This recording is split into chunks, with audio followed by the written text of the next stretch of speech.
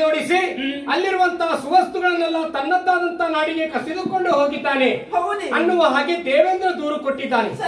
ಕೆಲವೇ ದಿನಗಳಲ್ಲಿ ದುರುಳನಾದಂತಹ ನರಕಾಸುರನ್ನು ಕೊಲ್ತೇನೆ, ಮತ್ತೊಮ್ಮೆ ಅಧಿಕಾರ ಪೀಠ ನಿಮ್ಮ ಪಾಲಿಗೆ ಒಪ್ಪಿಸ್ತೇನೆ ಅನ್ನುವ ಹಾಗೆ ಅಭಯವನ್ನು ಕೊಟ್ಟಿದ್ದೇನೆ. ಸಂತೋಷವಾಗಿರಬೇಕು. ದೇವರಾದಂತಹ ನಾನು ಕೊಟ್ಟ ಮಾತಿಗೆ ತಪ್ಪಬಾರದಲ್ಲ. ಹಾಗಾಗಿ ನೇರವಾಗಿ ಪ್ರಾಗ್ಜ್ಯೋತಿಷ ಪಟ್ಟಣವನ್ನು ಸೇರಿ ದುರುಳನಾದಂತಹ ನರಕಾಸುರನ್ನು ಕೊಂದು ತದನಂತರ ದೇವಲೋಕದ ಅಧಿಕಾರ ಸುಸ್ತುಗಳನ್ನೆಲ್ಲ ಅವನಿಗೆ ಒಪ್ಪಿಸಬೇಕು ಎನ್ನುವ ಹಾಗೆ ಹೊರಟು ನಿಂತವ. ಅವಸರದ ಕಾರ್ಯ, ಹೋಗಿ ಬರ್ತೇನೆ ಸ್ವಾಮಿ. ಯಾಕೆ ಹರುಷವಾಯಿತು.